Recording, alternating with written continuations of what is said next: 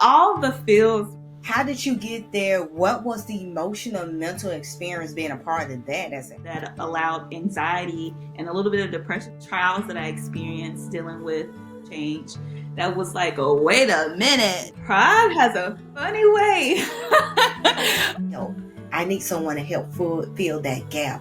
Know everything to be a leader because, I'm ready to make things happen. What's going on, you guys, and welcome back to another episode of Behind the Doer, where we not only spotlight our special coaches, ADs, and sports leaders, but we also bring people in to give valuable knowledge and information on how to live with day-to-day challenges. And I'm excited for this next guest. Just amazing person. We've connected well already, and I also know we're alumni too, so go Blazers on that back end. And she's just going to bring a breath of knowledge just from the sports aspect and also things that we can carry, especially going into this fall season of sports. So I'm not going to continue to ramble my mouth, but I'm going to go in as I always ask my guests. Miss Shelbi, how are you? Have you checked in on you today? I have this conversation with you.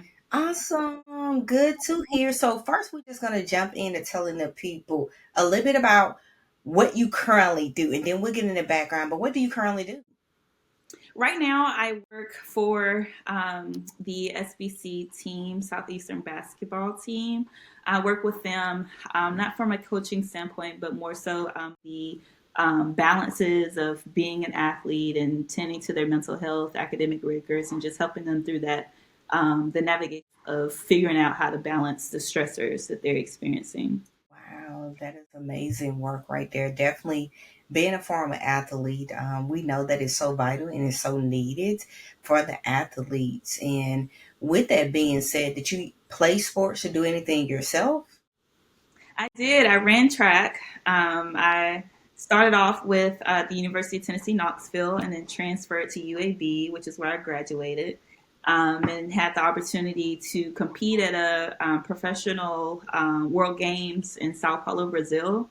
And so experiencing kind of firsthand just the pressures that athletes experience that's unique to them being a student and a student athlete, experiences and hearing about other people's experiences have shaped my career into the mental health space. And so come to be as far as working with athletes and being passionate about the athletic space. And we're not just going to let you walk past that and just say, oh, yeah, I was a part of the World Games and all that. No, we're going to run it right back there because we want to highlight and applaud you on that accomplishment. That is great. So many people are dreaming of those things. So let's go back there. How did you get there? What was the emotional, mental experience being a part of that as an athlete? It was all the feels, really. The excitement, the nerves, all the things was going on. But as you said, every athlete aspires to compete at that professional level, whether it's in softball, basketball.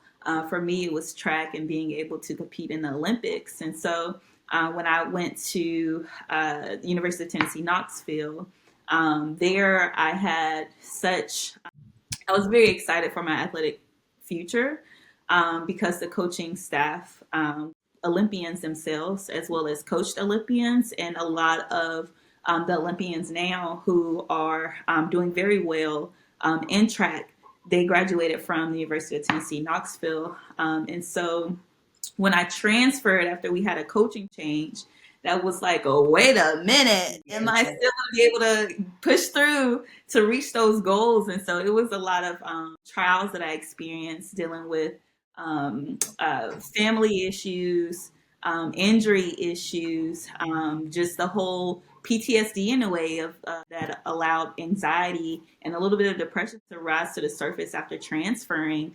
and being in a different environment. Whereas, at the SEC level, everyone's focus is, all right, we got to win. I want to go to the next level. Whereas when I transferred, not everyone had that type of mindset. And so that was a huge transition. And so in the midst of going through all the things at UAB, I did have the opportunity to compete and still pursue that dream. And it was very eye opening. It really taught me just the mental fortitude that you have to endure and persevere through the trials, through the setbacks. And that had really just, even though I didn't pursue it further, my passion shifted to helping other people pursue it further and being able to navigate those obstacles, as I would say, that come about that is in the realm of the mental health. Again, we applaud you for that. And I also applaud you for being able to speak on the transition and things that went through. And I said it because athletes and others that are pursuing things are going to look at this and understand she was able to accomplish something great. But you also spoke about in that greatness was problems too. It was Mm-hmm. depression, the PTSD, the overwhelming. All those things also travel around your journey and shape you to the person that you are. And it's like we can ask for greatness but omit the other things that God gonna do. Like Yeah. those things are gonna come with it, especially as an athlete, that you got to be ready for some of those things. So Mm-hmm. burnout was something also I mentioned. I heard you mention of saying about those. So now transitioning, you're working and you're helping people because you experience those things. Do you see that now as in adults in sports too? Because you see it in athletes that you work with, but in adults and when it comes to sports, do you see burnout as something that is, one of those normal words, but it's something that I feel like a lot of adults are scary from?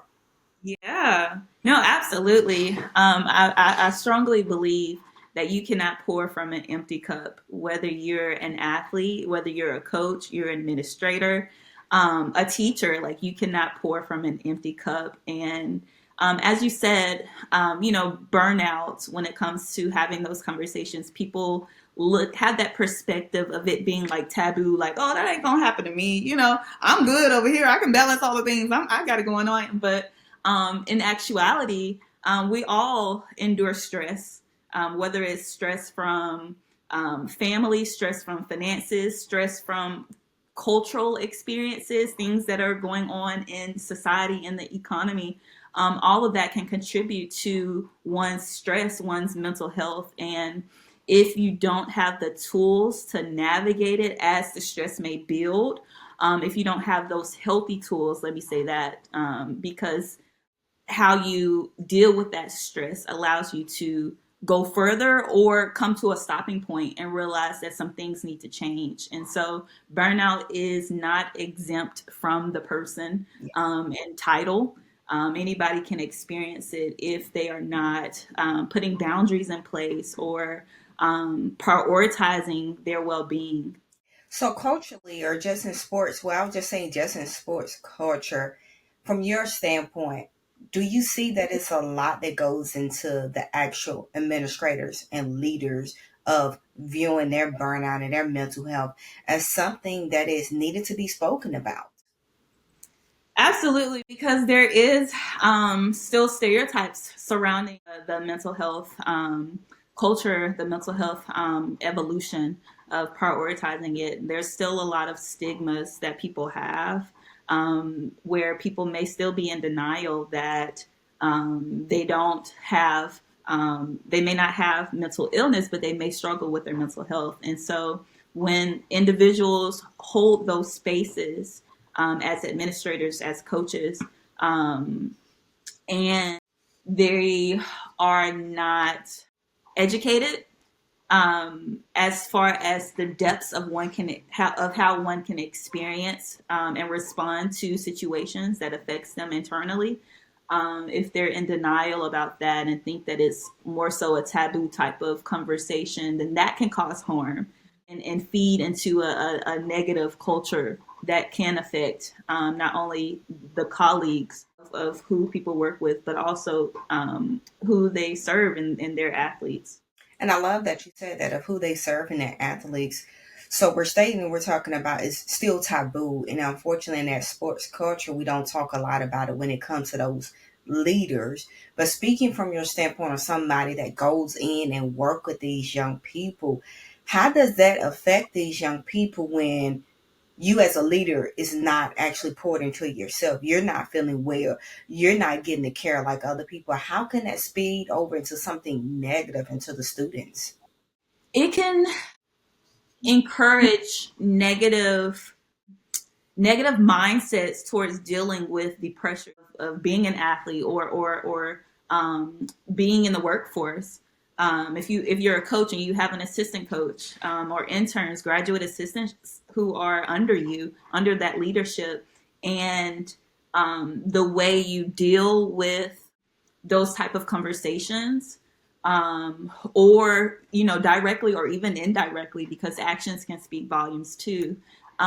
It has a way of affecting the culture as a whole. It has a way of preventing that authentic communication to happen, because one may feel, well, you may think, you may overlook how I'm feeling, or you may go to the extreme and maybe get defensive and think I need to just shake it off, get on this court because you need to make it happen, and sometimes that can help the right athlete, but then other times that type of harsh approach can harm another type of athlete. And so that is why education has to really be a part of the ongoing trainings that the coaches are experiencing, whether it's the high school youth or even all the way to the professional level, implementing inclusive type of trainings to further educate, to further allow conversations to be normalized. That, when it comes to therapy, when it comes to inviting a sports psychologist or a sports social worker into a team dynamic, it's to allow allow conversations to be normalized, of saying, hey, I need a little help in this area, or I'm struggling. Can I do something different? Goal, because I'm struggling to reach this goal. Sometimes that is extremely helpful, and the statistics show that when people fill those roles where there's gaps, that affects especially college athletes. Balancing, understanding what they go through helps to better provide support so that the goals can be reached efficiently and effectively. And so I know with several teams, one with a high school team that was in a 7A, not division, but in the 7A standing, as well as a college team, the SBC team that I'm working with. Having that support makes a huge difference. And I know my own experiences when I was at UAB and I had transferred and somehow ended up getting a concussion. And so I'm, sitting back. I should be playing, I should be running and in my season doing my thing, but the Lord had to, sit me out, and he set me out in that way. And that was really challenging because, I'm ready to make things happen. I'm ready to Right. through the goals, but then it's like, what you mean I need to It down. take X amount of months off? And so that was challenging for me. And I was blessed to have a sports psychologist come and help me navigate that and keep my mind sharp in the midst of waiting, and doing the things that I had in my control to do that could help when that time came for me to be in a full percentage of competing. And so those little things help. I've learned in my own experiences, which is why now I'm passionate about doing the same for other athletes, as well as coaches, because they enjoy the help too. Sometimes you need somebody to just offload and throw off different thoughts that you may have of like, okay, I said this to my athlete. I don't think they took it well. What do you think? Just allowing conversations to happen where there's no judgment. That has been super beneficial for me as I've experienced, as well as those that I've helped. Like you said, allowing a conversation and also asking for help can be so hard for leadership in Mhm. that. And I'm going to ask another question, but I also want to ask, just from the mental standpoint of the work that you do. I know we said it's taboo, but why do you feel it's just so hard for that leadership to ask and say, hey, I need help. I need someone to help fill that gap. Why is it hard? Pride has a funny way of seeping into things. I think really of pride of, okay, I have this position, I'm the head coach, or I'm doing this and that. I have this position, this title, and it's like, okay, I gotta act like I know what I'm doing. Everything, yes. And sometimes it's okay. It's in one's journey, because we've all experienced, prideful moments. And I know in my experiences of realizing, okay, I need to be a little humble in this area. Learning to embrace that the imposter syndrome that is commonly experienced, embracing that you don't have to know everything to be a leader, understanding what a leader really is. It's allowing other input to contribute to the direction that you are pivoting, and allowing them to further direct the success or growth of one's company, business, department. And so I think a lot of it roots to pride and just that fear of seeming as though they don't have all the answers, instead of embracing the fact that, hey, I don't have the answer. What you thinking? Embrace. I love that you said that. And coaches, leaders, if you're listening to this, embrace. You said it so eloquent that being a leader means taking in other inputs and actually making it better. Had the pleasure of talking to a coach, and when talking to this particular coach, his thing was, I knew he was struggling with different things. I was able to sit on the back end from the type of work that I do as well. But he was like, look, coach, I'm winning. So my outside shouldn't even matter about what's going on. But I'm like, you don't see it because you're so used to winning, but it's starting to leak in to the things that you're seeing and Mm-hmm. going. So speaking back, I know you're saying prideful, but just speaking back to what he said, like, what is your feedback to that? Because I was still speaking to him saying, eventually you're going to crumble. So help is needed now because all he's thinking is, I'm winning. I'm showing the parents winning. But on the outside, you're not even going home anymore right now because the family dynamics is not even there anymore because of your constant winning 7 days a week in the gym. Yeah. No. Such a powerful conversation to have, because, what comes to mind is what will sustain. Short term that can help, but seasons change. Seasons can change within the season of athletic season. Seasons can change as far as what you deal with at home. Like we all deal with stress, and stress can build up and build up. And sometimes, yes, dealing with it, that stress, or continuing in a way that seems to be short term successful, will it sustain for, that fifth year, that second year, and so embracing pivoting, embracing additional feedback, embracing um, all the things that can seem taboo or seem uncomfortable, because it may challenge that thought of, okay, well, I'm in this position, so we got to go my way or the highway. And, learning to be flexible at that harsh mindset, because that can be harmful. May not be now, but it could be later on. Definitely. It eventually catch up, as you said. Also, I Yeah. kind of want to pivot a little bit in there. Thank you for providing that. You are a Christian woman, so being Mhm. someone that is faith and belief, how has that also shaped you, and how can it help with others that are believers that are watching, saying, okay, I understand you saying embrace, take this stuff in, stress is going to be, but how do I use this and utilize it with something that I have saying, okay, I got me, because we say it. But from that Christian standpoint, how can we provide that education from a biblical that you need rest and you need understanding and you need some help as well? Yeah, I think about just the beauty in Bible study, because as a Christian, the goal isn't to just say, okay, I'm a Christian, check box. The goal is to pick up your cross and open the Bible and apply it um, to your life in the areas where there's resistance, in the areas that Yeah, you may be humble in this area, but maybe you're not more so patient in this area. And so actively applying God's word in the areas that you have more of you and less of him.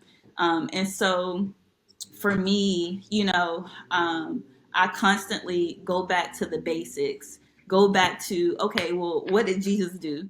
How did he live his life in a way that allows me to model what he taught? And so, something that's been powerful for me is just understanding more intimately and more in depthly the beauty and, like you were saying, resting. The importance of it dates all the way back to the creation of time, where God created us. He created life and he rested. And understanding how to model after that allows us to um, better understand how to take care of ourselves. Because in this today's time, everything is so fast paced. We want everything ASAP. We don't want to wait. We want to pull up at McDonald's and get that food. Don't I need you to have it already cooked. Let me go ahead and grab my stuff and get out of there. I don't want to have to wait. What you mean I got to wait 10 minutes? I could have just cooked myself if I was going to Get wait to that you long. now, right?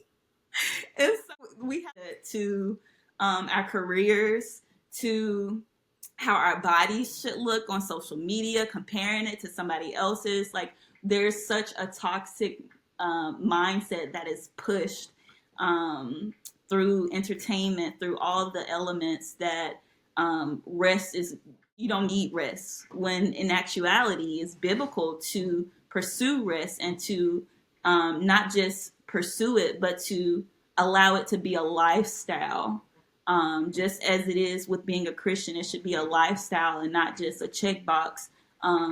It should be something that you actively do. You actively allow it to seep into your everyday decisions, your everyday way of doing something. And so, doing Bible studies have really helped me to really put the right perspective towards moments where I'm feeling a little prideful about, asking somebody for help, or struggling with being accepting that how I feel, as ugly as it may be, is how I feel. And in order to move forward, you got to accept it. That's the first stance. You have to identify, you have to be real with whatever it is that you're going through in order to move through it, and trust that he is going to move you through it. Come on. And so those are the things that come to mind for me. Awesome. Thank you for that trust and understanding of it and really holding faith to the word. You say Yeah, he's the word, will read the word. So definitely sharing that information. And again, I love for my guests to come on and don't go where we don't say, hey, we want you back. We want you back. So I don't want us to go too deep, because I think we need to have a whole episode just on the Christian part of being a faithful leader and what a faithful leader looks like when it comes to sports. Because that's a whole nother episode. But with where we are, self-care, can you give some actual tools, and like you said earlier, healthy tools and things that leaders and coaches can utilize for themselves, but also things eventually that can help their students? So first, thinking about that leader, what are the tools and things that they can use that just say, okay, this is going to be better for me, but now what are tools that can better me but also better my athlete and the people that I'm serving as well? absolutely. So what comes to mind is just being aware of yourself. We all have needs, and sometimes when we go through different things in life, as stressful or as minute of the stress that it may be, one thing may help to get through it, and then another thing may help to get through it. And so we all have different needs, as I said. And so one of the things that come to mind is just honoring what need you need to honor in the moment of, and that may look like a mental health need. And so um, doing something that of gauges, that allows that stress to kind of um, happen, to de-stress, excuse me, and that can look like taking a walk outside, or getting your nails done, or things of that nature. Intellectual Sometimes we need an intellectual relief. And that can look like reading a book or just distraction. We all need distractions. And so sometimes we may need an intellectual distraction to help you think more or not think about something. And that can also look like listening to a podcast, or going through a training, taking a class. There's environmental needs that we may have, where we need to just switch things up, maybe go outside, take a walk, find a close lake or a body of water and just sit out there, read a book, or do things of that nature. We all have different needs. Sometimes that need can look like a social need. And so sometimes, I know for myself, sometimes when I'm stressed, I solitude helps me. But then there's other times where I don't need solitude. I need community. And so honoring that social need by hanging out with your friends, hitting them up by a phone call, or actually going to their place, friend, loved one, parents, um, surrounding yourself with loved ones and friends that can help. There's physical needs, as we're aware, where we may need to get a little workout in, get a cardio, go to a Pilates class, do a Zumba. Moving your body helps to de-stress and let go and give you that release of what you're holding on to. And so that's a need that can be helpful. And another one is emotional needs. Sometimes crying can just help with releasing, as simple as it is. I'm a crybaby. Girl, Sometimes I yes. And so honoring whatever your body needs, the goal, in whatever way. It can also be spiritual.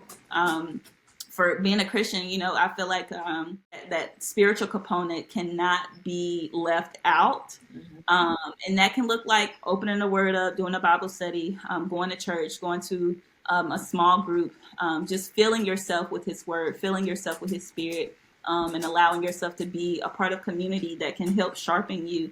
That's also meeting a self care need that we have. And so, as I said, those are a few needs that people overlook when it comes to self care, because it's not only just doing a manicure, going to get your nails done. It's something that's in depth, and we all have different things that we may need to honor. Maybe even we have to do multiple things at the same time, and that can really help. And so, give those a try, and see how that goes for you. Is what I would suggest.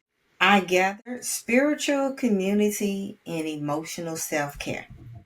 I think that is great. Definitely taking notes. Everybody know, every time I am doing any kind of recording, podcast, whatever you name it, I'm a teacher as well as a student. And 90% of the time, I'm a student of just gaining information. So, you guys, I hope you guys caught that of the spiritual community and emotional, because what may help one person may not help another. So, you have to channel those different things. And I love that you said the emotional part. I'm a big crybaby too, have been like that for years. I always tell my mom, literally, it was like 2 weeks ago, we was talking on the porch of where I grew up, and I was like, I was always, so you cry too much. You always, you don't need to do that. But emotionally is what got me here, because I have the emotional aspect and that love for people. It got me in the work that I do. So we Yeah. never know where God is leading us. I'm like, all that time I was too emotional. Now I speak on emotional intelligence and self care. And I do that for a living because I Yeah. was able to not suppress my emotions. I'm able to let them out, and culturally especially, and it's a whole nother segment too. I talk about that a lot on Facebook. Culturally, especially when they're not black people, we're talk don't express your emotions. Don't talk about your emotions. So if I Yeah. see you cry, you too soft, or you too this, or you too that. But what happens when it's, oh, you need to cry. You need help. You need somebody talking to you, but you suppress it so much because you got to be angry all the time. You don't want people to see you cry. So to my Yeah. emotional buddies, me and Shelbi just told you, cry, let it out. We are cry babies. Let that out, baby. And with that being said, I always say one play to lead the audience with. It may be a quote or something that you do, but what is one play you want to lead the people with? Embrace what is uncomfortable but good for you. Repeat it for the people in the back. Embrace. Don't run away from. Don't. Embrace what is uncomfortable but good for you. Thank you so much. Thank you just for your wisdom. Thank you for coming on and blessing to people. And thank you for embracing when I jumped in your DM and said, do you want to come on? So thank you for that. And where can the people find you if they want to connect or learn more about you? Yes, you can reach me on social media, Facebook, Shelby White Greer, or my platform, which is ASU Ministries. It's a platform that's geared towards athletes and young adults to help them navigate the challenges, the obstacles that they experience as an athlete or even just a regular student. Awesome. And you guys will have that also at the bottom. And if you have any questions or concerns, just please come in, or like she said, you'll be able to DM her as well as myself, and I will make sure she get back with you guys on those. But don't hold those questions in. When you have somebody that is open and want to speak and talk to you, let that be. It's I guess one of the biggest things I love to say is we always talk about we got to pay for things, but when you got somebody that is providing free education, take advantage of it. Get that Mhm. information. It's there for a reason, and God plants seeds in certain people to provide these things.